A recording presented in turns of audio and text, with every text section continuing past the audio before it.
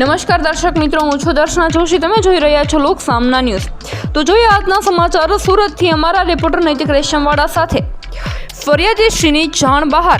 તેમના આઈસીઆઈસી બેંકના ખાતાનો એક્સેસ લઈ મોબાઈલ ફોન હેક કરી તેઓના બેંક ખાતામાંથી ₹10,65,795.98 ઓનલાઈન ટ્રાન્સફર કરી લઈ છેતરપિંડી થયા હોવાનું જણાઈ આવતા આ બાબતે ફરિયાદીશ્રીઓનાએ અત્રે ફરિયાદ આપતા સાયબર ક્રાઇમ પોલીસ સ્ટેશન ગુના નંબર 11-21-25-25-0068-2025 ભારતીય ન્યાય સંહિતા 2023ની કલમ 318(61) તથા ઇન્ફોર્મેશન ટેકનોલોજી એક્ટ 2000ની કલમ 66 મુજબ ગુનો દાખલ કરવામાં આવેલો હતો અને ગુનાની તપાસ દરમિયાન અગાઉ એક આરોપીની ધરપકડ કરવામાં આવેલી હતી અને ગુનામાં સંડોવાયેલા અન્ય આરોપીને શોધી કાઢવા સારુમે police station commissioner Anupam Shri Gahlot તથા સંયુક્ત police commissioner Shri crime Raghavendra Vats તથા નાયબ પોલીસ કમિશનર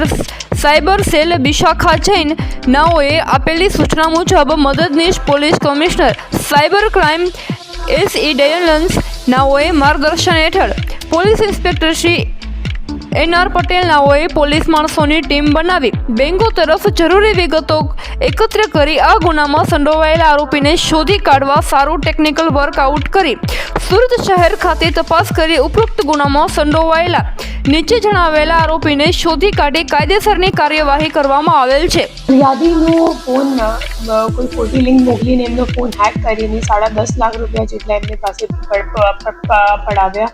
એ ગુનામાં અમે લોકોએ સાયબર ક્રાઇમ સેલ એક ડિટેક્શન કરી હતી 12મા મહિનામાં, જેમાં રાજવેશ્વર સ્વાઈન કરીને એક માણસ છે એમની ધરપકડ કરવામાં આવેલ હતી. એમની પૂછપરછ કરવાથી ખબર પડી કે ખરેખર રાજેશ્વરનું કામ હતું ક્રેડિટ કાર્ડ જે ફ્રોડ કરનાર ગેંગ છે એમને આપવાની, પણ એક ડિરેક્ટલી લિંક નહોતું.